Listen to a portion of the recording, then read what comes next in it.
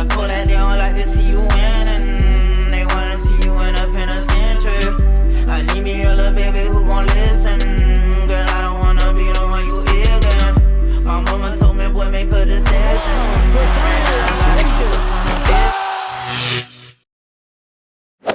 Welcome back, everybody, to another episode of the Clutch Talk podcast / YouTube / We Do It All. As always, I am your host, John. Very happy to be here. Junior, what's up, man? How you doing? Doing good. Excited to get this hidden takes going here and looking forward to it. Yeah, yes. We're real happy to have you on. You know, if you guys haven't checked out our last episode, you know, we last dropped a collab episode, man. We dropped the collab episode with Hang Time Headlines podcast. So make sure you guys go check that out. Make sure you guys go throw them a follow. And as always, you know, throw us a follow on Instagram, throw us a follow on Twitter. Come subscribe, man. We, you know, whether you're listening on Apple Podcasts, whether you're listening on Spotify, whether you're listening on YouTube, wherever you're at, man, subscribe and join the family, man, because we're growing. And we got a lot to talk about, Junior. You ready to talk about today's I'm ready. Takes? Yes, sir. All right, let's do this. So recently, man, the other day, April 29th, the young buck went for a 50 ball. Kevin Porter Jr. went for 50 points and 11 rebounds. He actually just became the youngest player in NBA history to have a 50-point double-double. So, I mean, this kind of came out of nowhere. The Cavs are probably kicking themselves for letting them go, for nothing. But talk to me how you feel about Kevin Porter, the other Junior, the other Porter Jr. in the league. Yes, no, it's crazy. I mean, I honestly, like, when the Cavs let him go, I knew maybe he had some potential, but never to drop. If you would have told me Kevin Porter Jr. would drop a 50 ball at some point of his career, I would have said no, and I would have been wrong. So no, it's crazy, man. I mean, good for him though. He's hooping, he's finding himself, finding his spot in the league, and that's awesome. You know, just to see him develop, and you know, maybe the Rockets got a good piece. You know.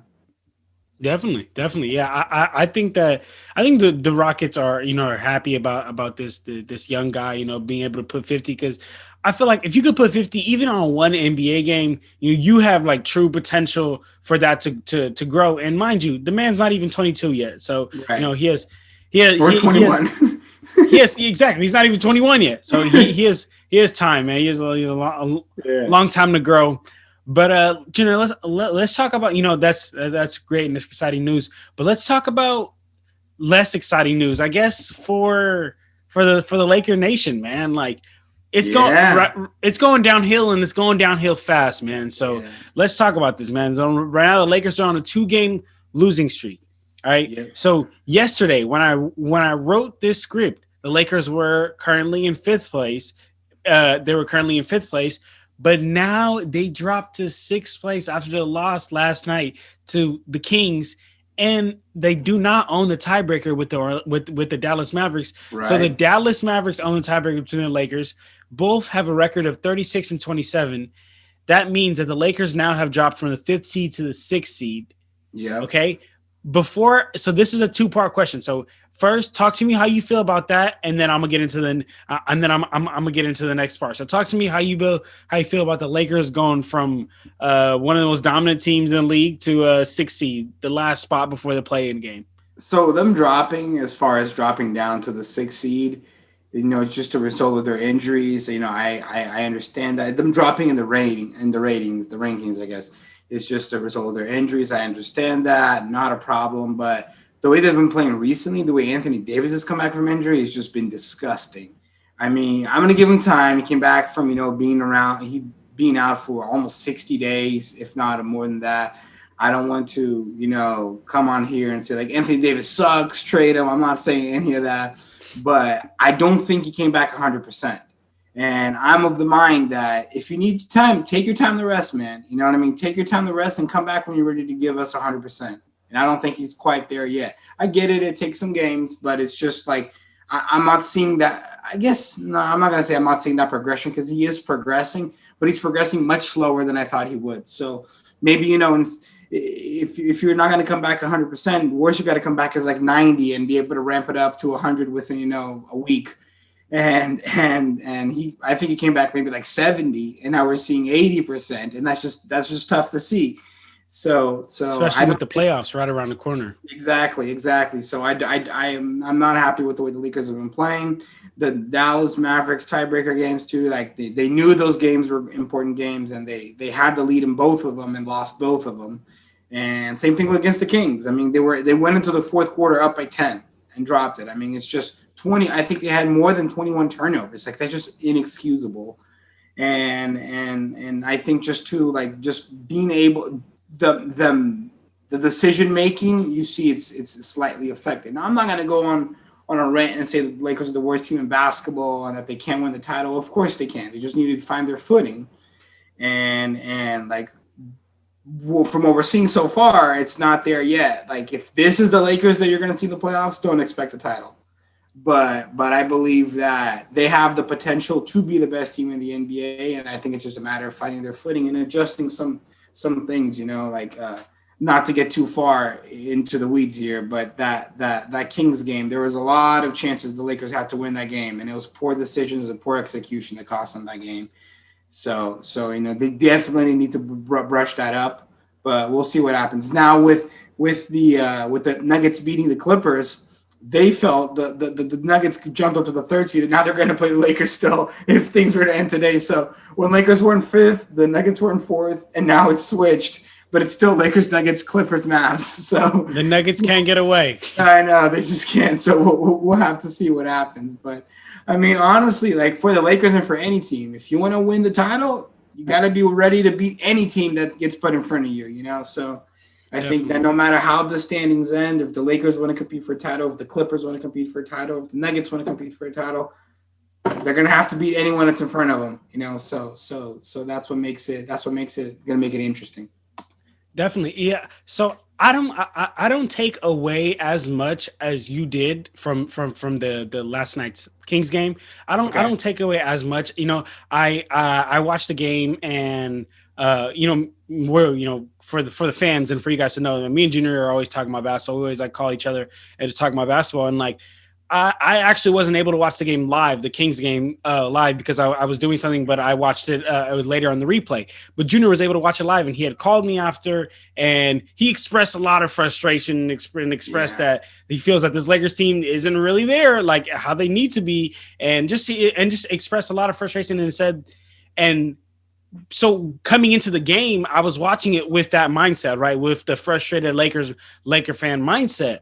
And I think that it actually more falls on just them. Well, I think it falls on two things. It falls on the fact that they haven't had enough time to play together, all the stars, and I've been harping at that for some time. I've said, it is three all-stars, superstars you're putting on one team. Like, is it going to work out? Is the flooring, is the spacing going to work? Is the flooring going to work with two players like Andre Drummond and AD? Like, is that going to work out? And I think that it will work out, but the Lakers need some more time. So I think that is one thing. But I think another thing is that it was just a bad game. It was just overall a bad game for the Lakers. And I think that with it being a bad game and with it being the fact that you're now trying to fit in, Bron's first time coming back in with AD, with Drummond, and again, like how you mentioned a couple pods ago, you said, it doesn't take long for LeBron to mess with somebody, but it still takes time. And I think that in that time,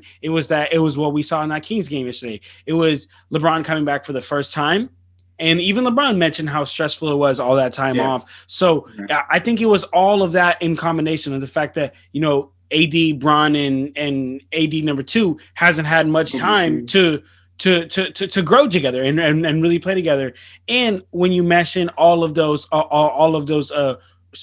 moving pieces like Ben McLemore, Kuz, and all these other players, baller, by the way. who's been balling, right? So I think that I don't take away as much as you did, right, with the Kings game, but I definitely see the struggle, and I see where the worry and the concern can come from, because on this podcast I oftentimes talk about it's important that when the playoffs start coming around, you start ramping up your team. You start ramping up your pace and you start picking up that pace. But right now, the Lakers are actually dropping down that pace and playing at a different pace. And I think, again, that's attributing to all players not playing together, LeBron missing so much time. And I think that all that attributes to each other. But basically, what I'm getting to here with this long-winded point is that, I don't take away as much as you take away from that Kings game. And I actually believe that it was just a result of bad games and them not having enough time playing together. I still do have the Lakers as my championship favorites. And that's what I wanted to ask you is with everything you took away from the game yesterday and these past couple of months, do you still have Lakers as your Lakers as your championship favorites? I do because I believe they will turn it around. I believe it's just minor tweaks. It's not like, I can see this team is playing perfect basketball and leaving it out on the floor and they're still not getting it done. Like, no, like you see, they played, in my opinion, a horrible game and lost by 2. And granted, it was the Kings. It wasn't the Nets. Mm-hmm. But no, I absolutely still think they're championship favorites. I still think it should be winning the title. What I'm trying to say is if they play the way they're playing now, they won't win the title. And I'm more like I'm telling myself, Junior, you need to accept that. It's not going to happen with the way they're playing now. But I believe that the team will turn it around and get to the heights that they need to get to. And I say turn it around, like they've been losing 10 games in a row. I don't mean it like that. They're only on 2-game losing streak. It's just click. Yeah, exactly. Just click. I think they'll be able to click, and just kind of be up there. That's why personally, obviously, as a Lakers fan, I wanted to get whatever the easiest first round matchup would be, so they could use that time to ramp up. And not ramp up against like let's say I guess they can't play the Nets in the first round, but some like a high caliber team. Yeah. Well, I would rather play the Denver Nuggets because right now they're missing Murray and then the Clippers. And the Lakers played them. Last season, and they know how to game plan against them. They know all everything. So I'd rather play the Nuggets too. And I think that the Lakers winding up can even afford to make some mistakes and still win the Nuggets series. Now, if the Lakers make too many mistakes, I don't know about them winning a Clippers series, right? Again, using that as a windup. But when you're looking at the Lakers I'm looking at the Lakers flowing and clicking how I imagine and expect them to be, I think they're beating anybody. That's my opinion. Me too. All right, let's move on to our next topic on the agenda here. Yeah. So we're just talking about the Lakers and we're just talking about Bron. I want to ask you about him, man, because at the beginning of the season, everybody was saying, "Wow, this season is LeBron's MVP to lose. LeBron's MVP," and we did a top 5 MVP. Go check that episode out, and tons of other basketball podcasts and tons of just debate shows did top 5 MVPs, and from the biggest LeBron lover and supporter to the biggest LeBron hater, at least had him in the top 5. I don't see him in anywhere as anyone top 5s anymore. Really? And my question to you is, and almost everyone they accounted it because he missed too much time. So did he miss too much time to get this MVP? Because to me, he didn't. To me, he's still one of the front runners in MVP. Oh, okay. So you're saying to you he still is. Okay. To me, he still is. You don't see him as a top 5 anymore. No, I still see him as a top 2, a top 3. But yeah. I've seen him drop out of a lot of people's lists. Yeah. And because of that injury and because of how much time he missed. So I'm asking you, did LeBron miss too much time to get that MVP? No, because I'm gonna tell you something. For I know you agree with that, and you also have him in your top 2, top 3. But I'm gonna say something. A lot of people have Embiid in their top 3. Just for reference, Embiid has played 44 games this season. LeBron has played 42. Just for reference for those. Just for reference, just for people who just like to hate on LeBron and they think that he missed 60 instead of missing 40. Yeah, so he's played 42 games and Embiid's played 44. So just for reference for them, and I think that LeBron's definitely still there. I mean, we literally saw the skid that the Lakers went on after he went down, and I think that, and I definitely think that he's still MVP. In my opinion, he's the most valuable player in the league, but I don't think it'd be undeserving if Jokic won it. I don't think it'd be undeserving if Embiid won it. I'm not saying it's LeBron and no one else deserves it. No, but I do think LeBron is still MVP caliber, and I still think he's the most valuable player in the league. And the numbers speak for themselves. I mean, look at just his defensive rating alone. And then he's doing that while putting up 25 points, 8 rebounds, and 8 assists, right? So, I mean, he's still that dude. And people are trying to count him out, and I think it's a little bit of, bias against LeBron, bias against the Lakers, but he's still that dude. Yeah, You I got definitely that thing agree. too.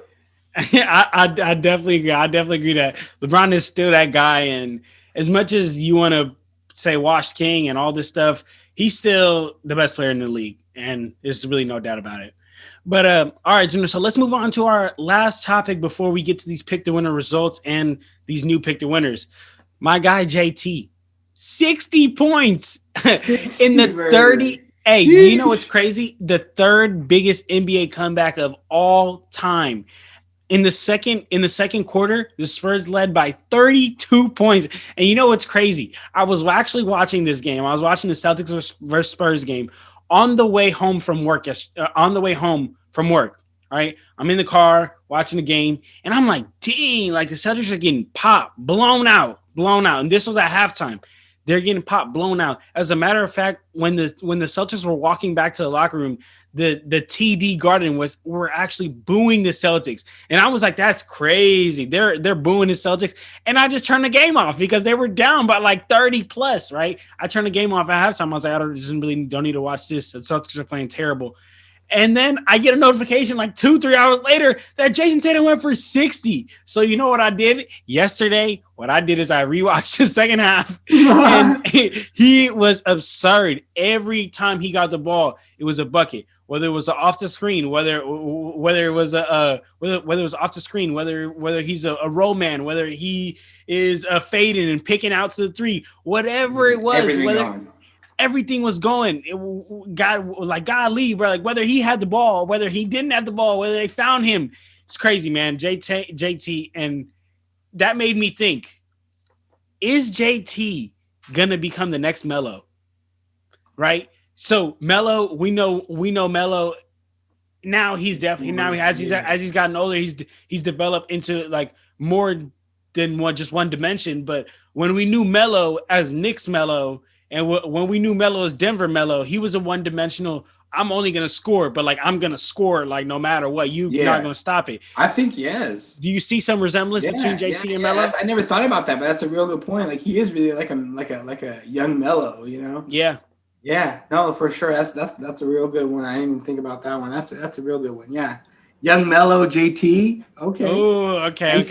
I wanted to see if you guys felt that comparison because when I thought about that, I was like, yeah, I feel it a lot actually. For sure. So let me put you on the spot real quick then. Can I do that? Yeah, go ahead. All right. I want you to take your NBA hat off. I want you to put your Lakers hat on real quick. Okay. Right. There we go. I want you to tell me, Danny Ainge, you're a GM of the Lakers. Danny Ainge hits you up and tells you straight up, Jayson Tatum for Anthony Davis. You doing it?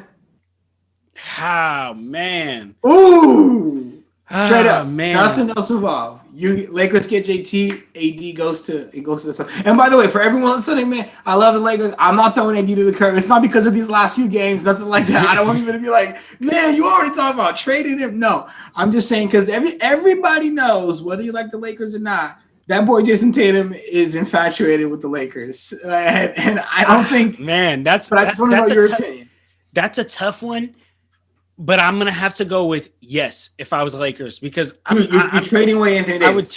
I would trade away Anthony Davis. Okay. Take a player like Jayson Tatum, and this is why. This is exactly why.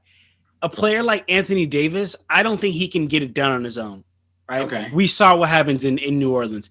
Okay. Fringe playoff team. Anthony Davis is a great player himself, but the player that he is and the way the NBA is framed and set up, big men don't take over all on their own and lead teams to championships. As a matter of fact, nobody in today's NBA. But he's got a package though that he's not a traditional big. Like he's real mobile. He can shoot. Like yeah, right. But my problem with that is if he's by far your best player on the team and he's your guy you're going to, I think that it's a lot easier to clamp up big men than it is to clamp up scoring combo guards, right? Okay. And the crazy thing is Jayson Tatum he's 6'8", like 6'7". He's not even a guard, like small guard, but I think that Jayson Tatum's got more combo package guard skills than AD does.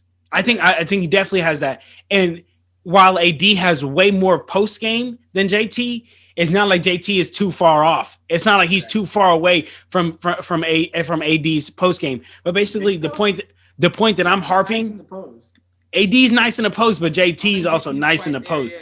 He's not quite there. He's not quite there. But where I'm really harping my point is the fact that AD is miles behind JT and handling the ball and being able to come down court and go get a bucket. But Jayson Tatum isn't miles behind AD when he comes to that post work. Okay. While I agree that AD's ahead, but Jayson Tatum can get there. He still can get there. But basically, why I would take Jayson Tatum over Anthony Davis if I was in that Lakers front office and I would trade away Anthony Davis, the reason why I would do that is because Jayson Tatum can lead a team better to me than Anthony Davis, and you can fit players around Jayson Tatum better than you can fit players around Anthony Davis, right? You think so? Yes, definitely. Let me give you this. You give a player like Jayson Tatum a Steven Adams. You give a player like Jayson Tatum Anthony Davis, a big man who can roll to the basket. Now you make Jayson Tatum so much more deadly because now you have him coming out of these pick and rolls. He has the option to attack and score, which we know he can do. We just compared him to Melo. And now we just set him up with a secondary option that's deadly. AD rolling to the hoop, Jayson Tatum's going to find him. AD picking out and fading out for a three, Jayson Tatum's going to find him. Because when Jayson Tatum comes out off that screen, the defense has to respect JT and double him. And when you double him, you're going to leave Anthony Davis wide open. Yeah. And I think that it'd be easier to double Anthony Davis than it is to double Jayson Tatum. That was a really good question. That was a really good question. But my answer was, if I'm the Lakers, I'm giving away Anthony Davis for Jayson Tatum. Wow. What about you? So I thought about this one, and I'm thinking if they call me right now, I'm keeping Anthony Davis right now. Ooh, that's crazy. I'm keeping Anthony Davis right now. Between those two, I think the way that Anthony, because I'm talking about right now, like LeBron's on this team, remember? So like we already have that forward who's going to be handling the ball, and then you're going to get LeBron and Jayson Tatum, which can work together, and I'm sure will, because LeBron, like he work with anybody. Put me out there. Put 4 juniors and LeBron, we're winning the title. So I'm going with Anthony Davis right now, but maybe next year. I was more thinking about. I was taking age and like the future into it. Age, yeah. I'm thinking about the age. I'm thinking I get AD this year. I get AD next year. After that, maybe I'm looking at JT. Like that's what I'm thinking. But we'll have to see because look, LeBron is 36, going to be 37 this year, right? He's going to retire at some point, and then the team will be Jayson Tatum's. Huh? The team could be Jayson Tatum's if he came. Absolutely, it'll be AD and JT and Zach LaVine. You already know, and Steph Curry. I'm just kidding. No. Oh, you're funny. No, I'm kidding. But I do find that interesting. But I thought at first I was like, I'm going JT, but I'm like, nah. Right now I'm going AD. Well, right now the way AD's been playing, I'm not. but I'm talking about like the way I've seen AD play and JT. I'm going AD for now. But for how much longer, right? And I think that JT is, in my opinion, closing that gap more and more every day. And the age factor is what really gets me. I mean, I think JT is like 23. He's 23 and AD is 28. Yeah, so that's 5 extra years of that's a long time right there, right? So that's a max contract.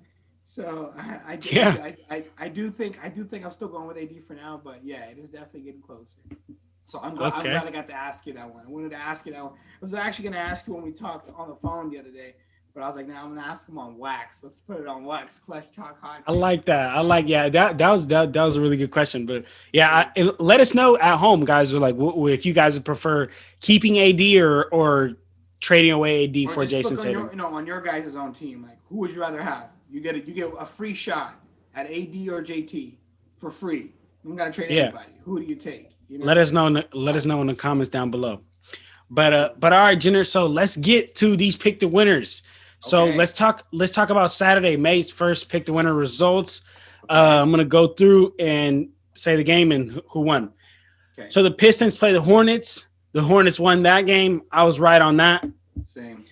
The Rockets played the Warriors. The Warriors won. I was right on that. Yep. The Bulls played the Hawks. The Hawks won. I was right on that. Yep. The Magic played the Grizzlies. The Magic won. I was wrong on that one. Me too. The Heat played the Cavs. The Heat won. I was wrong on that one. One for me. The Pacers played the Thunder. The Pacers won. It wasn't even close. It wasn't even close at all. Like the 50 ball. The Pacers won. I was right on that. The Wolves played the Pelicans. Pelicans won. I was right on that. Yep. The Wizards played the Mavs. The Mavs won. I was wrong on that. Me too. The Raptors played the Jazz. The Jazz won. I was right on that. Yep. And the Clippers played the Nuggets. And the Nuggets won. So I was wrong on that one. I had that one. You had that one? Yeah, it was the only two that we had different. I'm looking at my list here. I had the Nuggets when you had the Clippers, and then I had the Heat when you had the Cavs. So you won. You won this week. I actually won 100%. No. I missed the Wizards. And the Grizzlies. Ooh. Hey, let's see who's the first to get 100. Ooh. But let's see. Maybe we can get 100 for next episodes. So let's talk about the games that will be played today, Junior. We have the Magic versus the Pistons. I'm going with the Orlando Magic on that one. All right, hold on. Magic versus Pistons. I'm going Magic as well. Okay. The Pacers versus the Wizards. I'm going with the Wizards on that one. Westbrook needs it. I'm going Pacers. Okay. Okay, so you're going Wizards. Yes. Okay. The Warriors versus the Pelicans. I already told you about that Zion matchup. I got to go with Pelicans. Me too. 76ers play the Bulls. I got to go with that big guy, Joel. The Blazers play the Hawks. I got to go with the Hawks on this one. I'm going with the Blazers.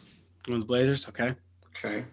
The Nuggets play that Lake Show. You know I can't go against the Lake Show. Lakers every time. Even if it was a game where like versus the Eastern Conference All-Stars. Yeah, versus the Dream Team versus Lakers, and nobody's playing except for KCP. Alex Caruso. I'm going Lakers.